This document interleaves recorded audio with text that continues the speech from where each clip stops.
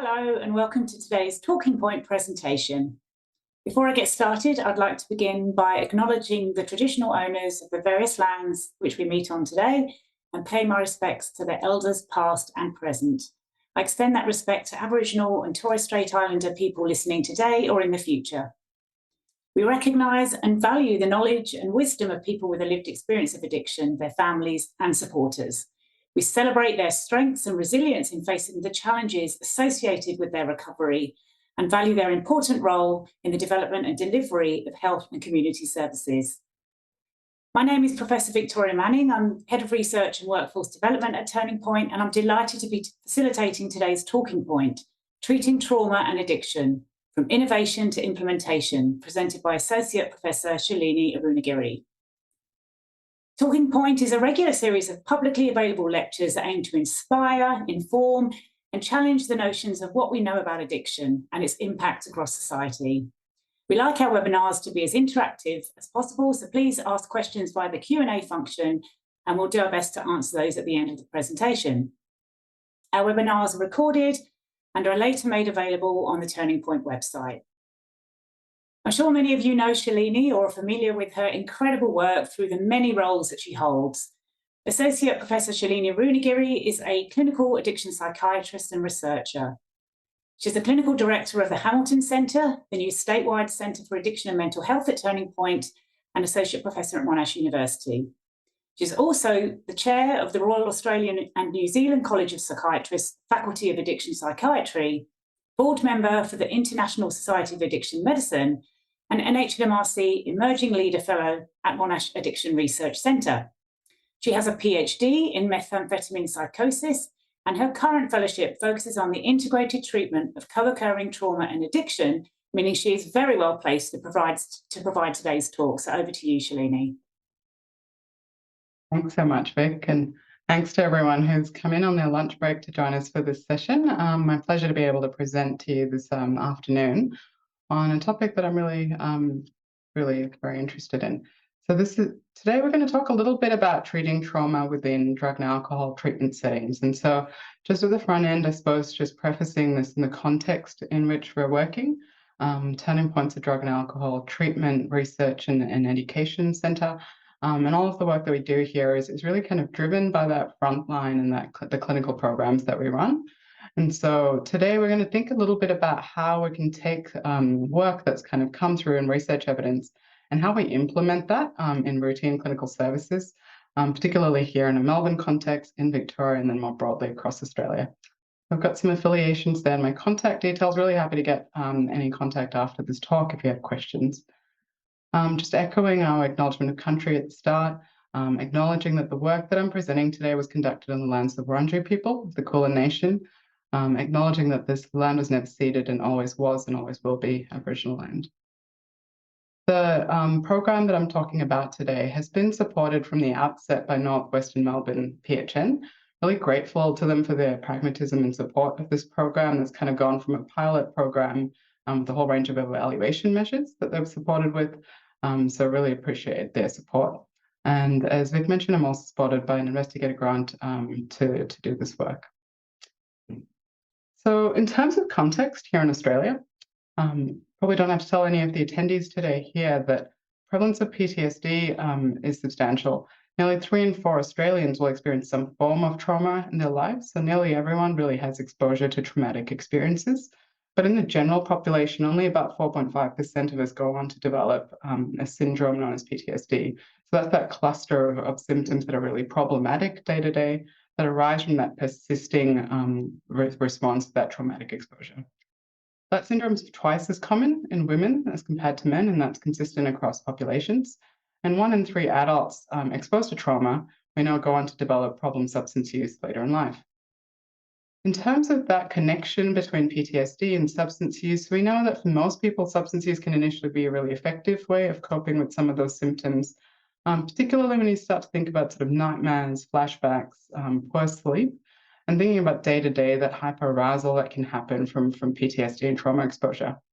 What we know, though, and it's really important to ground this in this fact, is really that PTSD doesn't remit without treatment in general, treatment of some type, some nature.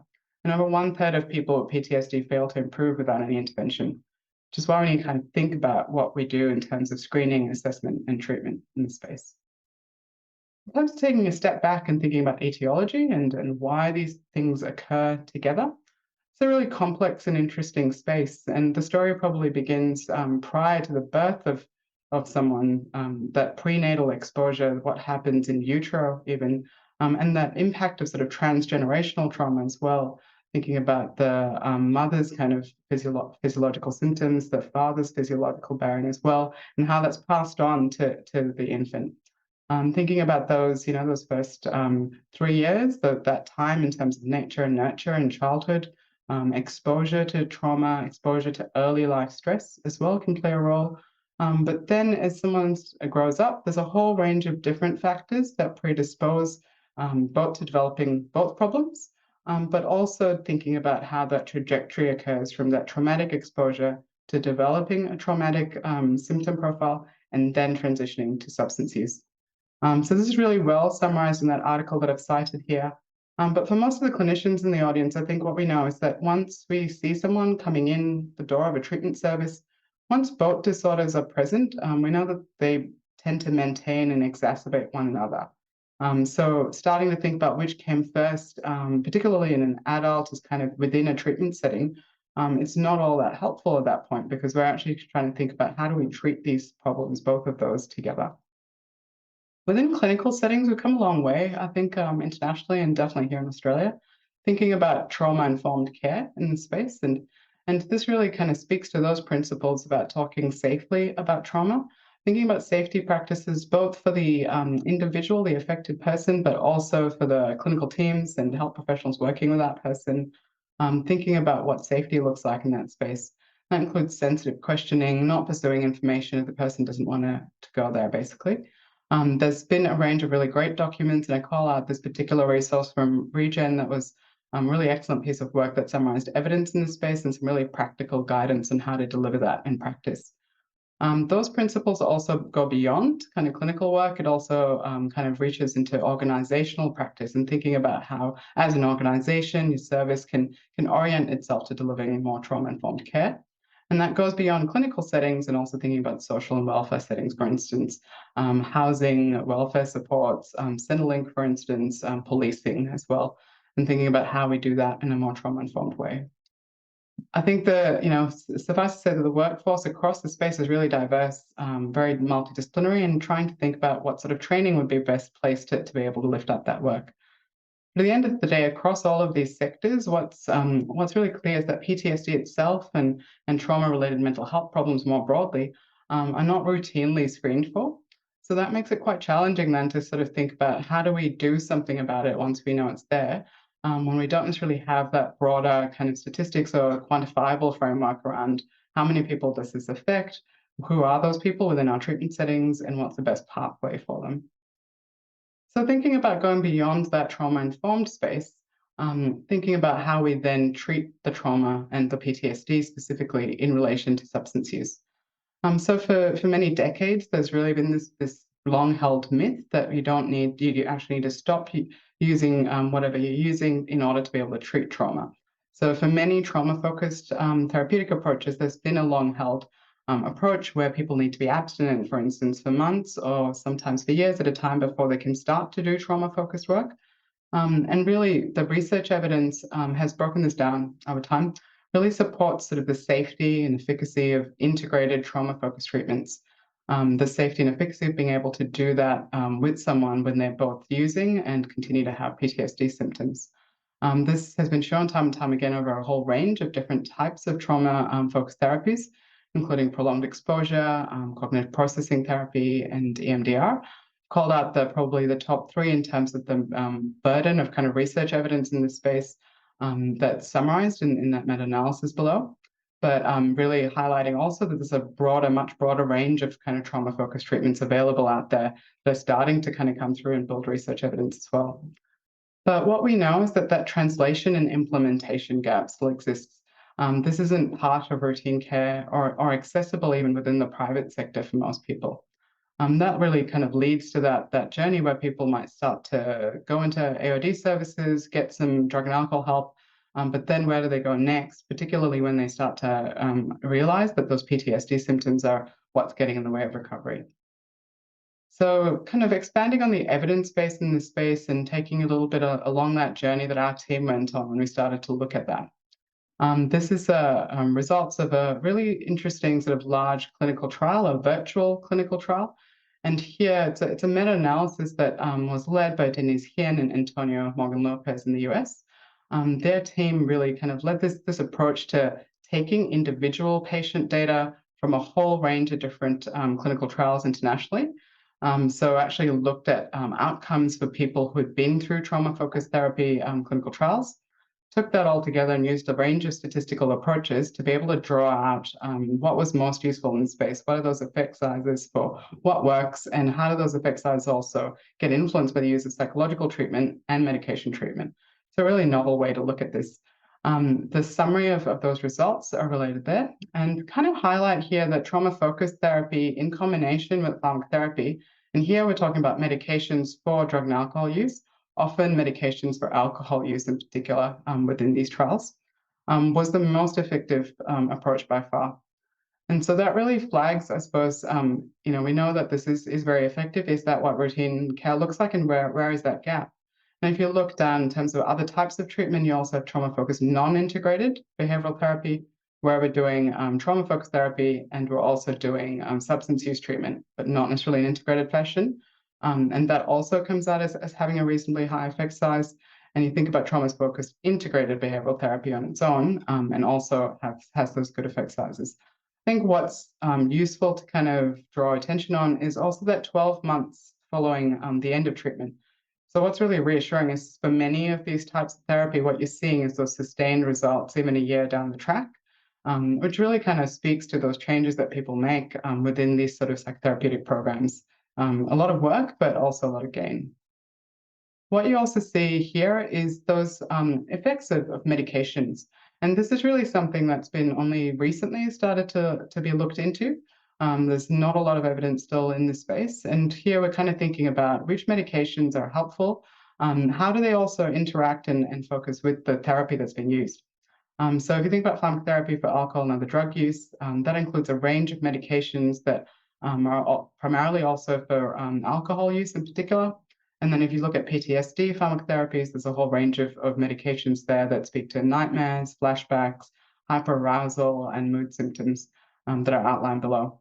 And you can see there that these, in and of itself, just having those pharmacotherapies also has an impact. And that's important because we know both these types of pharmacotherapies are really underutilized. They're not prescribed very often. And in Australia, particularly, alcohol pharmacotherapies are not prescribed very often. And so it's starting to think about how do we integrate these types of approaches so people can access this care more easily. So this is the sort of literature approach, I suppose, that our team took when we started to think about what we need to offer in this space. And thinking about people that were already coming into our clinical services, we saw a preponderance of women in our clinics that were looking at emotion regulation, trauma-related mental health symptoms.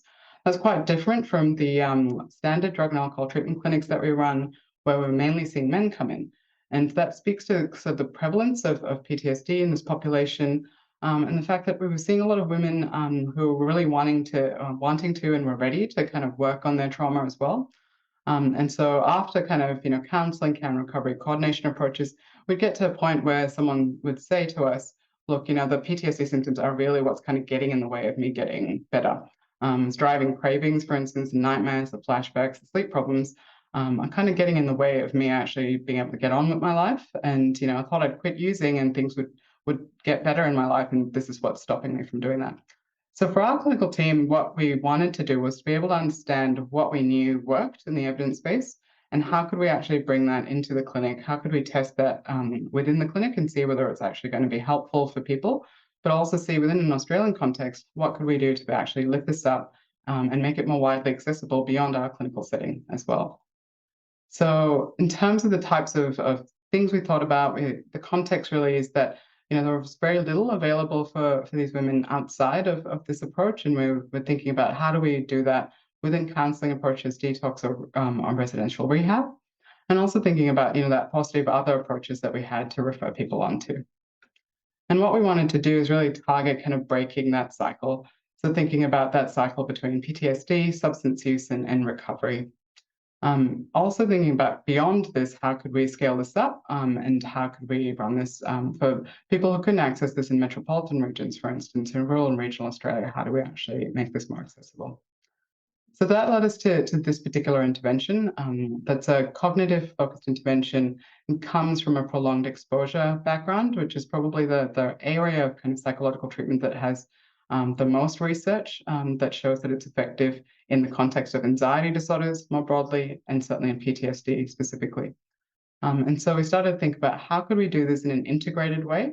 And this is a manualized version of this particular therapy called COPE, which is concurrent treatment of PTSD and substance use disorders using that prolonged exposure.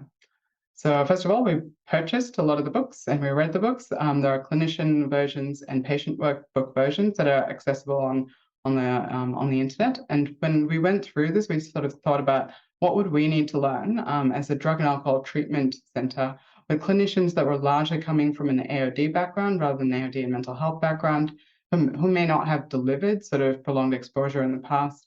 Starting to think about how we would do that, what sort of supervision would we need around us. And so we started to go along this journey where we connected with other collaborators across Australia and internationally. And we spoke to Kath Mills at University of Sydney and Matilda Centre, and Sudi Back was one of the originators of this program in the US.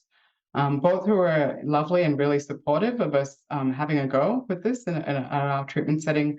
And we managed to set up during the course of COVID a range of sort of Zoom supports, including Zoom supervision with the team in the US in an ungodly hour, and be able to kind of get the whole team trained up and run the program.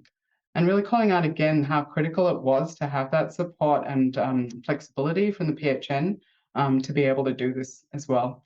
So, you know, thinking about how we take this to other settings, how do we create that flexibility to be able to explore approaches that are going to work for the people that you're seeing, but also those approaches that you can evaluate and test and see how you scale it up. So our model, we have decided to deliver that for women with PTSD and substance use disorder, and specifically women because of our reflections on our previous programs that we'd run and that higher prevalence in this group as well. We had a model that went beyond what was within the workbooks, really thinking about an emphasis on secondary consultation and assessment at the start. Partly because our team hadn't run this before and we wanted to kind of really understand what we were seeing, understand that implementation process, understand how to ensure safety and informed consent for people who are participating in this. The assessment process included sort of like a less formal meet and greet. A lot of people were coming in with a lot of worries and concerns and fears about what this would look like. So some of that was just mitigating that, showing people around, understanding what the setting looked like, understanding what the program looked like. And we'd have a joint assessment with the psychologist and psychiatrist, and that was really sort of focused at both risks, medical detox needs. So thinking about how we pitch this so that people could get the stabilization support they might need before they got to a point that they were using in a less risky fashion before they started the program. Also thinking about care planning needs, including safety, family violence needs, housing needs, and then that focus on the PTSD diagnosis specifically, which involves a clinician interview called the CAPS-5. And the treatment itself was about 12 plus sessions. Most people got between 12 and 14 sessions if they completed it. And so just a quick snapshot of some of our learnings from this program. So this has been going from about November to about January 2020, right up to very recently, and we're still running this. Over that course of time, we had about 200 referrals, and helpful to kind of think through that progression from referrals going through to assessment, and then subsequently going into treatment. And there are a number of people where the individual wasn't contactable, a number of people also where the service declined the referral, so that was our service declining the referral, and then a smaller number where the clients declined the treatment as well. And I'll take you through some of those learnings at each of those steps at the end of the talk. Because I think through that process, what we kind of really understood a lot better was what referrers needed to know and what clients needed to know kind of coming into the program, and what we need to think about in terms of being able to think about matching the right sort of symptom profile, the right sort of approach for this type of treatment. In terms of people who came into treatment, we had 71 people complete assessments with us, and then 52 of those go on to kind of starting treatment. Of whom about 40 have attended sort of 4 sessions, and we found Even with that fourth session, we see quite a lot of improvement. So we actually kind of consider that as really kind of meeting a level of treatment need that is actually really quite useful. And then the full treatment program looks somewhere between 12 to 16 sessions, and that sits at about 30. That progression in terms of how many people kind of complete, how many people drop out, is really similar to kind of prolonged exposure programs across that PTSD space internationally. And so we're really seeing similar results from where it's been implemented previously. Just giving you a little bit of an idea of who we've seen. These are women who are an age sort of 38 plus. So fairly representative, I think, most of these statistics to people you'd see across treatment settings in Australia. 45% of people who've been referred into our program had experienced family violence in the past 12 months. It's fairly recent. And if you think about the people who completed that 30 group, 90% of that group had family violence exposure in the last 12 months. So this is, by far and away the biggest kind of index trauma for people. 84% of people had previous AOD treatment, high levels of sort of homelessness and unemployment as well in this group. And about 20%, about 1 in 5 were primary caregivers for children. In terms of severity of substance use, and I'm going to go a little bit quickly here because it's a little bit dry, but we're certainly happy to share these data with anyone who's interested. So in terms of severity of substance use, what we're seeing here is really people kind of presenting in that moderate to severe end, much more on the severe end, as you'd expect probably from a treatment population, treatment service. The primary drugs that people were presenting with, alcohol was the number one, but methamphetamine was a relatively close second. Also keeping in mind about 30% of people had polysubstance use, so a number of different drugs together. But here, again, we tended to see alcohol and meth in combination. And in terms of the severity of dependence, here again, a fairly high severity of dependence with a mean of 10.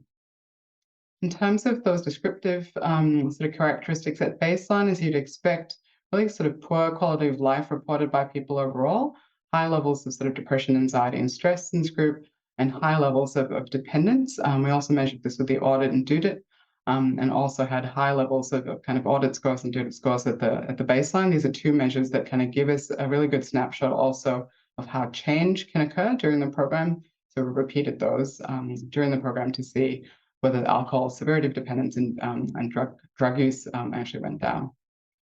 In terms of that really preliminary data, just giving you a really kind of quick snapshot of this. We have lots more work to do in terms of analysis, but in terms of thinking through that population, just drawing your attention to sort of that spread of primary substances of concern. Again, alcohol being that primary and meth being the second one here. But we're also seeing in this group high levels of comorbidity with other things. We've got about 6% reporting problem gambling, about 37% reporting other mental health history. Very high family violence history, and also thinking about those kind of depression, anxiety, and stress scores being really elevated. I'll take you through some of these specific measures that we did as well, because I think it's actually of relevance to people who might be trying this within your own clinical setting. That includes the borderline symptom checklist and the International Trauma Questionnaire that we'll go through in a second. But broadly speaking, in terms of those end of treatment measures, what we found was really that this approach really works well for people who are well matched to this program and who don't drop out, which feels like a circular argument really. If you do the program, you get better. But really across prolonged exposure programs, what we really see time and time again is these programs are challenging. They're very intensive. They're difficult to do. They come with a lot of homework. And they also come with a direct sort of need to kind of confront those fears that people have spent much of their life avoiding. So those avoidance patterns of kind of not going out of your house, for instance, avoiding conversations, avoiding emotions that kind of trigger you. This program is really kind of creating that safety and that approach for people to be able to go there with their clinician. And that fear, that anticipation of how that's going to feel can mean that a lot of people drop out, often quite early, and often also when we start to do some of the exposure work. So what we found is, that exposure work starts at about session 4-ish.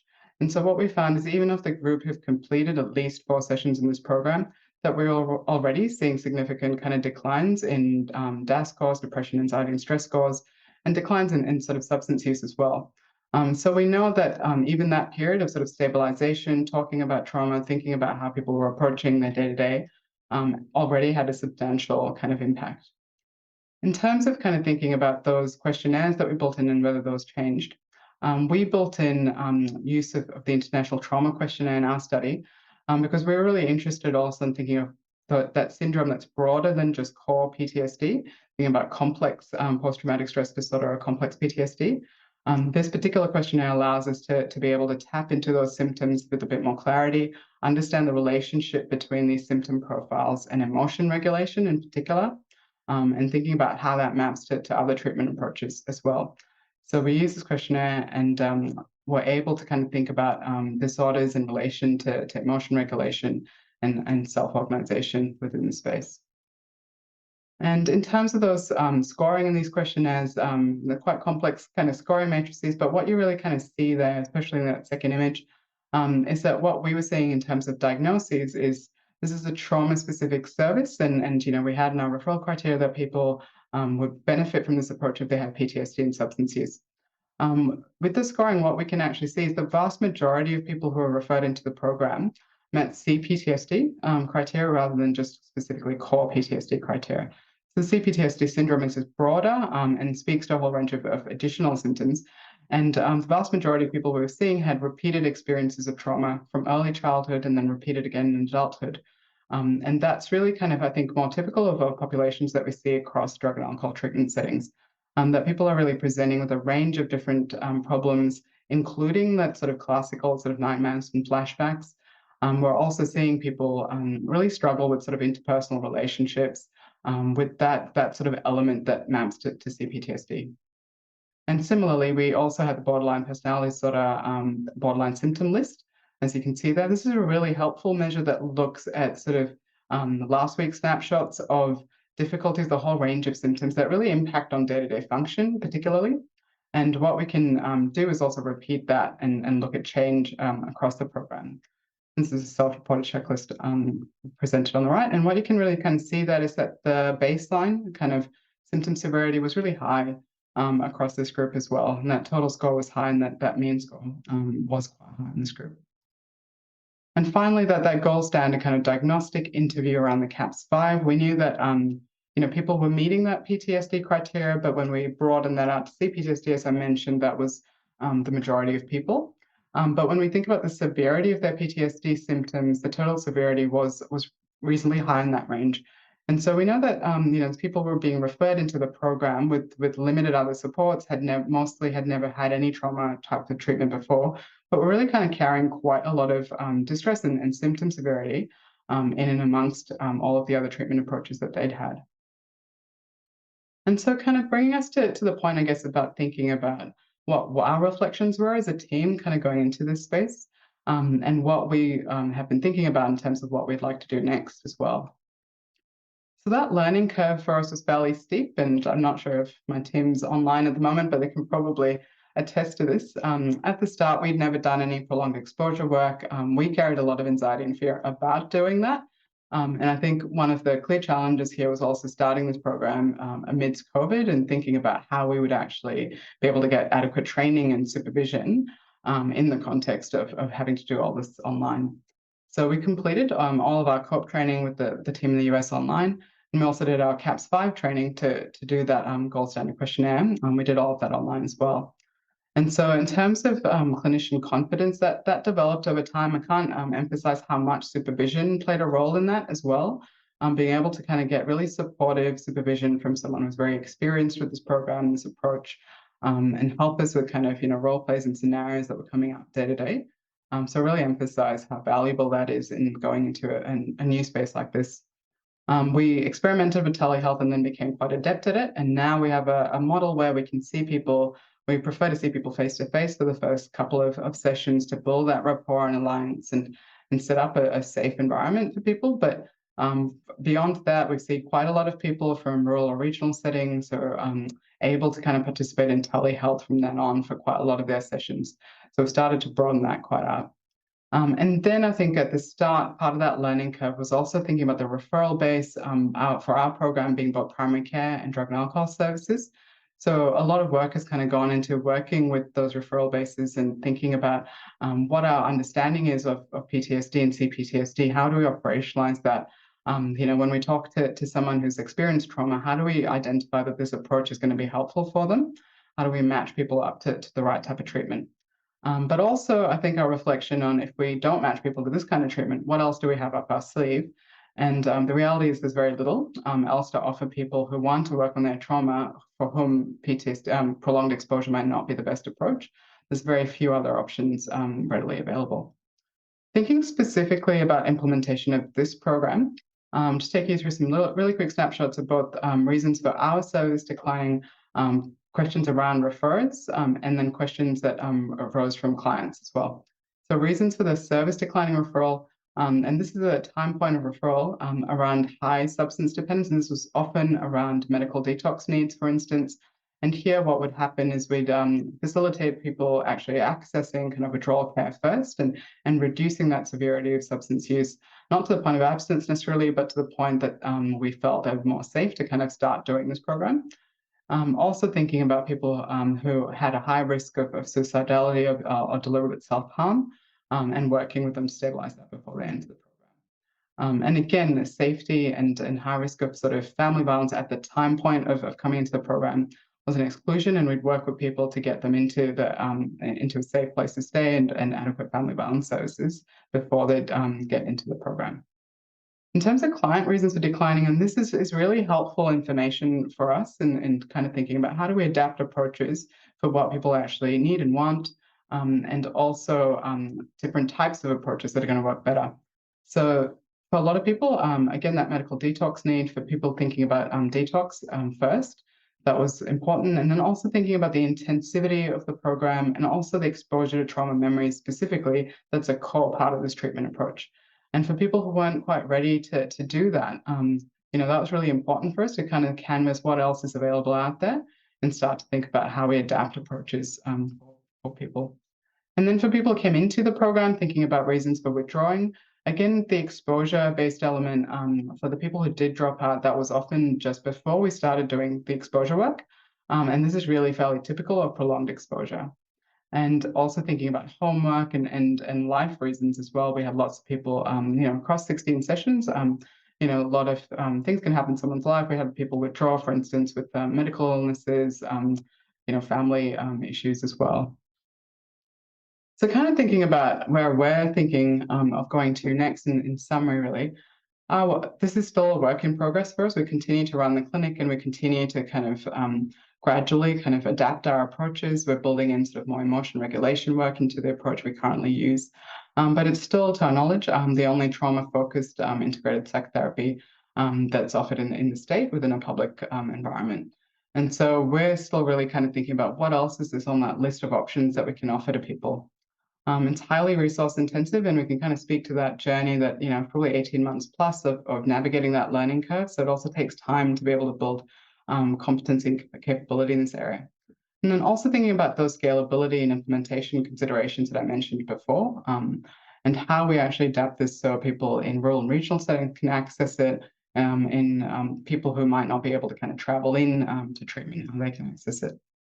And then also thinking about a more stepped care approach. So what can we think about that is offered for people with less intensivity to it and less cognitively focused? So this is really drawn from CBT and PE intervention. So it is really highly cognitive focused. And we know for a whole range of clients in our IID services, that's not the best approach.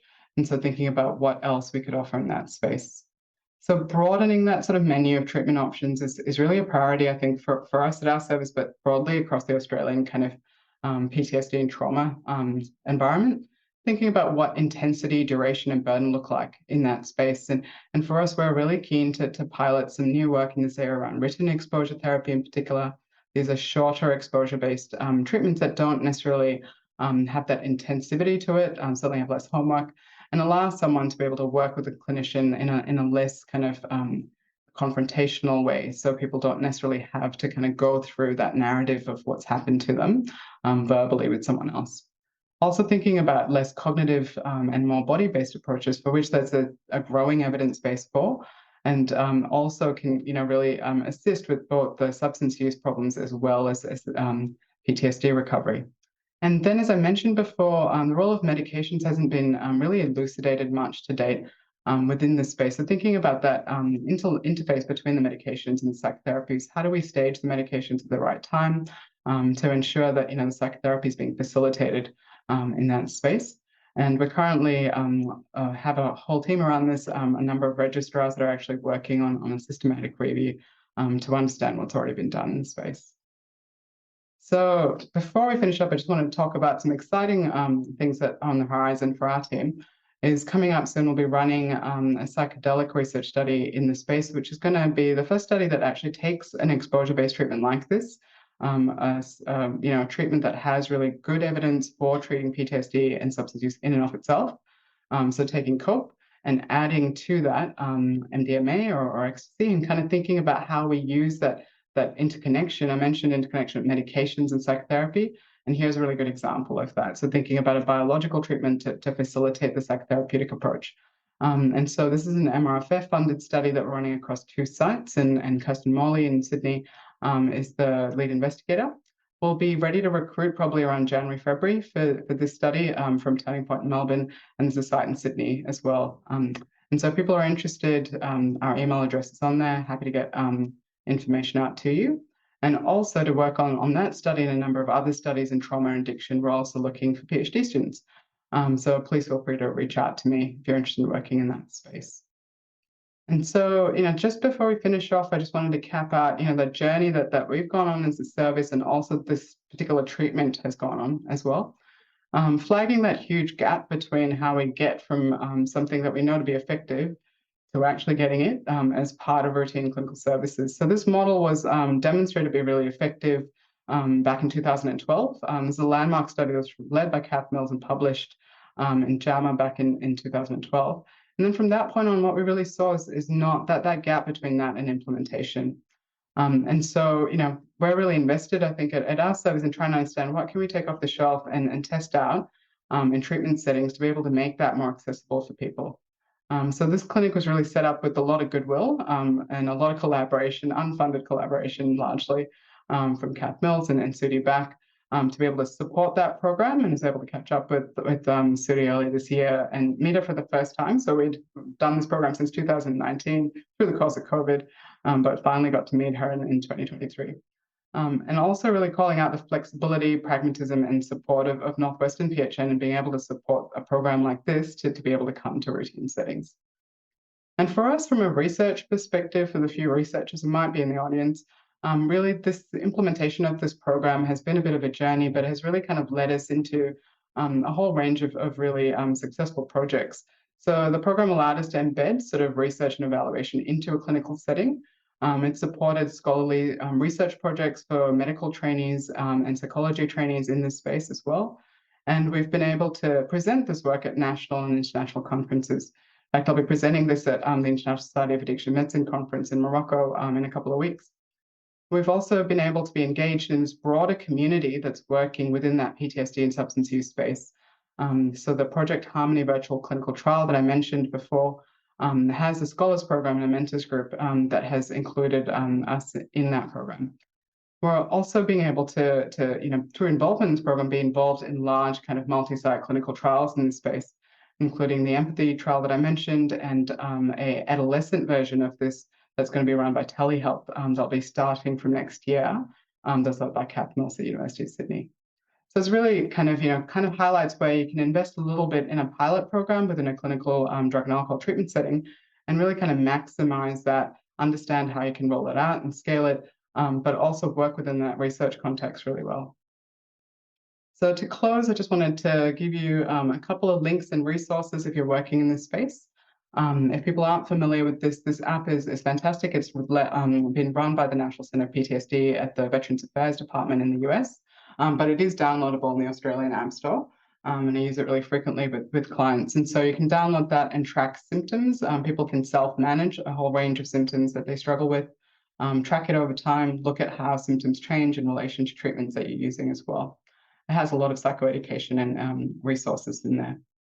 And also some Australian links, call out to Phoenix Australia and the Statewide Trauma Service, led by Phoenix, with their guidelines, and also the National Comorbidity Guidelines, led by Matilda Centre, which has its 3rd edition out now, which you can download, but also you can do training online in it. So last final thanks to our COPE team, Anna, Jennifer, Trudy, Margaret, Adam, our doctors, Daniel and Katrin, and all our amazing, courageous and resilient clients who have really kind of supported us through this journey, been really patient with us as well along the way. Kath Mills and City Back for supporting our team, and North-western PHN. Thank you.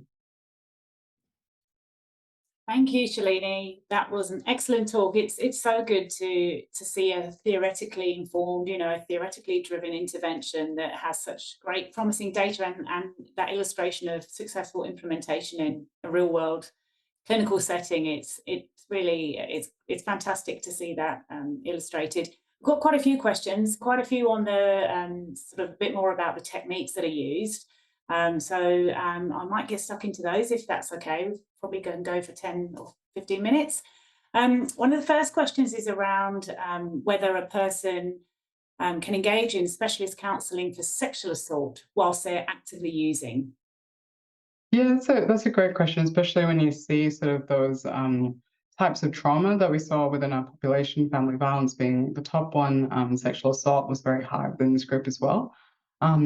I think in terms of the approach that's used within generally sort of CASA type sexual assault services, it's a very supportive approach. It's not a sort of, as I've mentioned here, this is a very sort of trauma-focused therapy that's actually getting into a lot of the traumas quite actively. And I think depending on timing is really important here, I think in terms of that trauma recovery process, and understanding when someone's actually engaging in sexual assault counselling. We wouldn't recommend an approach like this necessarily to be relevant right then and there in that short period after an assault might have occurred. But it's really in that consolidation phase where someone's continuing to use, where an approach like this might be useful. And somebody's asked if you can explain what prolonged exposure involves. Yeah, so prolonged exposure is a sort of treatment approach that's come from the cognitive behavioral therapy kind of stable, and thinking about using cognitive behavioral therapy with that sort of graded exposure to things that are causing that fear response. And it really comes from the background of, being able to habituate yourself to that fear response, retraining your mind to kind of go towards things that are causing fear rather than going away from them. So it's avoidance patterns that are related to that fear that kind of really make that fear memory, that trauma memory, very solid and difficult to kind of erase. So the prolonged exposure really helps people kind of be able to break down that memory, make it into a normal memory, essentially rewriting that process and decreasing that sort of arousal that can happen. So that affects, someone day to day, but also with sleep.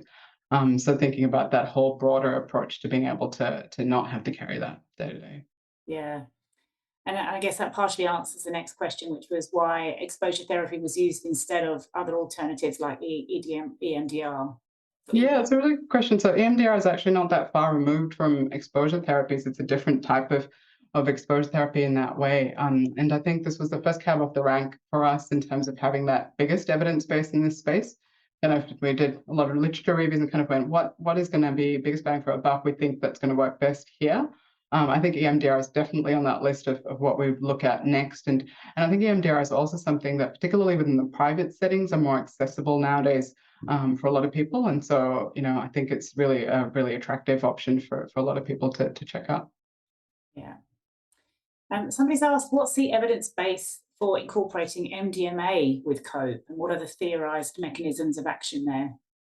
You have to talk to that? Yeah, really happy to talk to that. Currently, there's no evidence base. So, I think this is what's so exciting about working in this area around kind of thinking about MDMA approaches for PTSD is the vast majority of existing evidence hasn't necessarily incorporated these sort of psychotherapies that we know work for PTSD, like CPT or CBT with PE.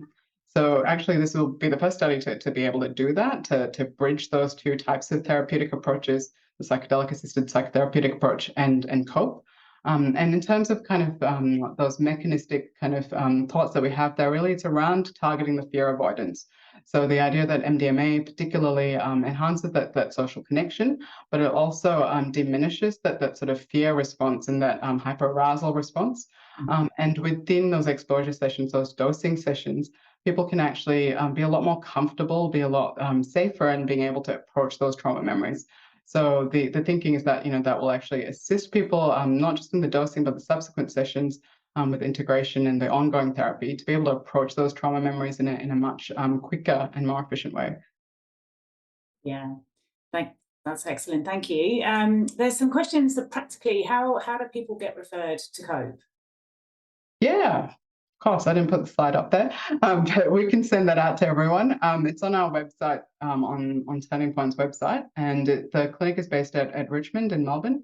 If you have a look for COPE at Turning Point, you'll get the referral criteria. Essentially, it's a referral form that can be completed and just emailed through by any referrer, and then our team gives you a ring and talks through whether it's a good fit for your client or not, and then we follow up with the client.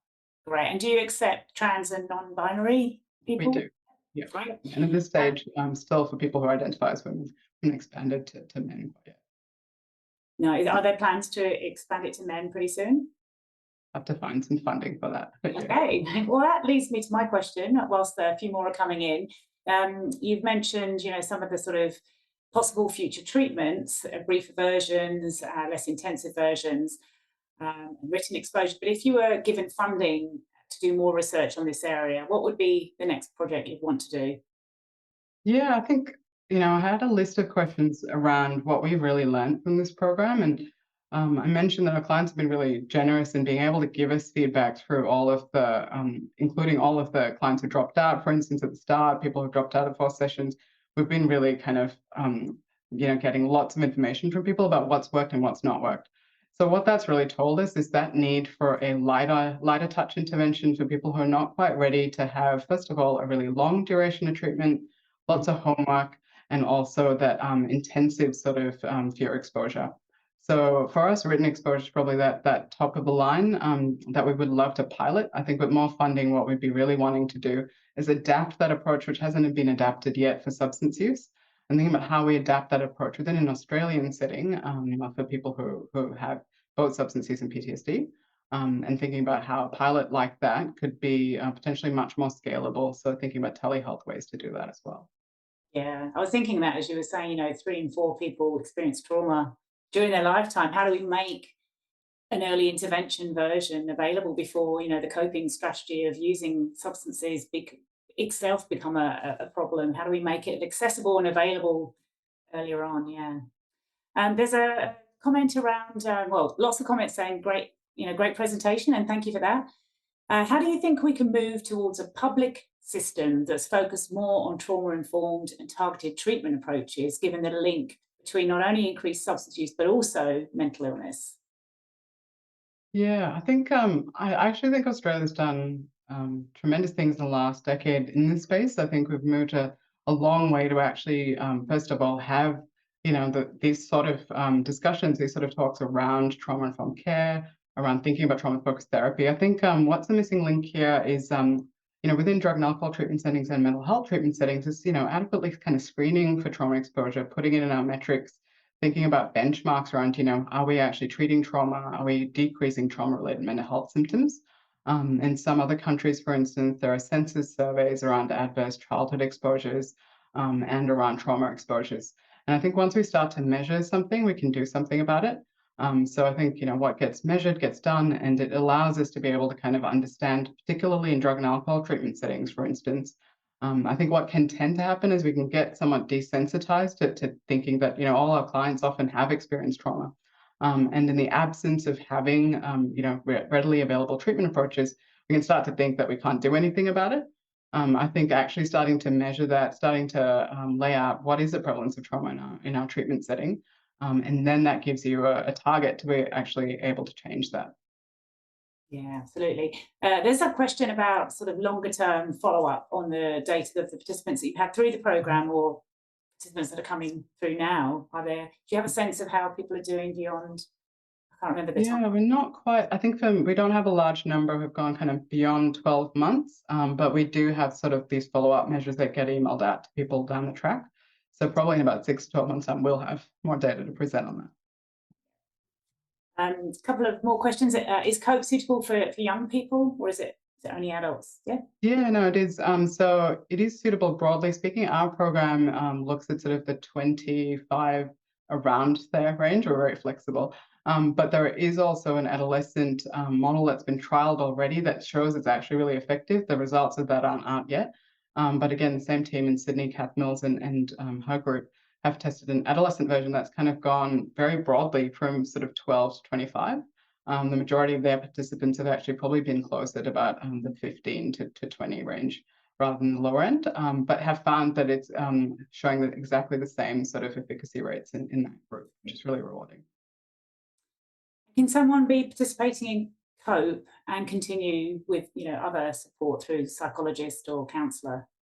Yeah, absolutely. So what we tend to do is work with the other psychologist or the counsellor to be able to understand that the intensity of the treatment as well, and whether someone's going to have too many appointments, too much homework to do at the same time.